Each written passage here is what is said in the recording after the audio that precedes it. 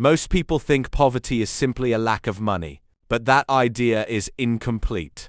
Poverty behaves more like a force that pulls people back every time they try to move forward. Think of poverty like gravity. Just as Earth's gravity pulls objects back to the ground, poverty creates a powerful pull that keeps people trapped in the same conditions. This is what we can call the physics of poverty. Imagine a rocket trying to leave Earth. If it doesn't reach escape velocity, gravity pulls it back down.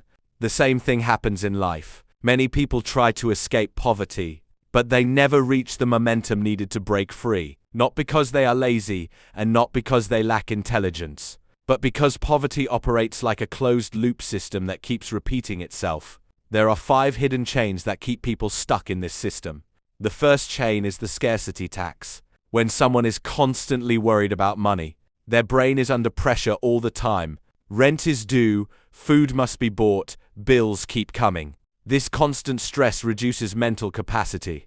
Studies show that financial stress can temporarily lower a person's cognitive ability by about 13 IQ points. When the brain is stuck in survival mode, long-term thinking becomes difficult. This creates the scarcity tax. Everything becomes more expensive when you are poor. Cheap products break faster and must be replaced more often. Poor financial choices are made because the mind is overwhelmed. The solution is surprisingly simple. Build a small financial buffer.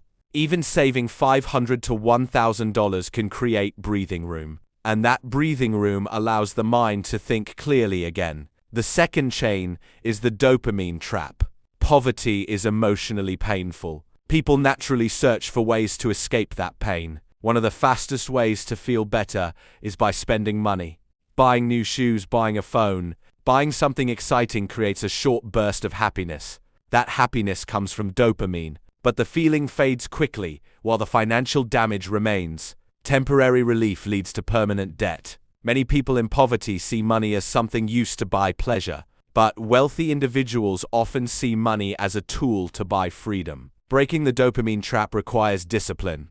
Some people call this monk mode.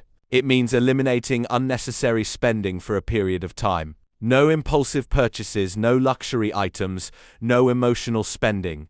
During this period, the brain slowly rewires itself. Over time, the pleasure shifts from spending to saving, controlling money and building stability. The third chain is the linear income trap.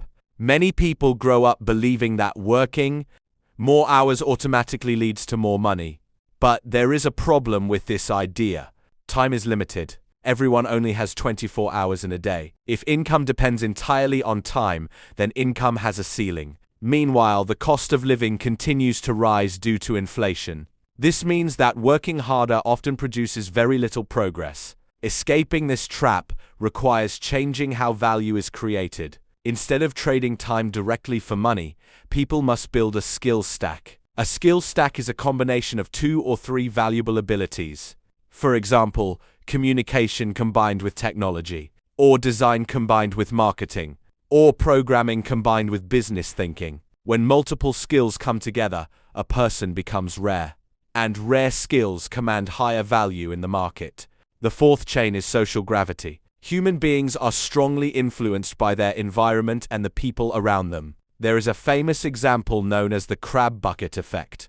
When crabs are placed in a bucket, any crab that tries to climb out is pulled back down by the others. The same thing often happens in social groups. When someone tries to improve their life, the people around them may discourage change. Not always intentionally, but naturally. This social gravity keeps many people stuck in familiar environments. Escaping it sometimes requires distance. Not permanent isolation, but enough space to change direction. It means building a new tribe of influence. This tribe can come from books, podcasts, online education, or mentors you follow from a distance.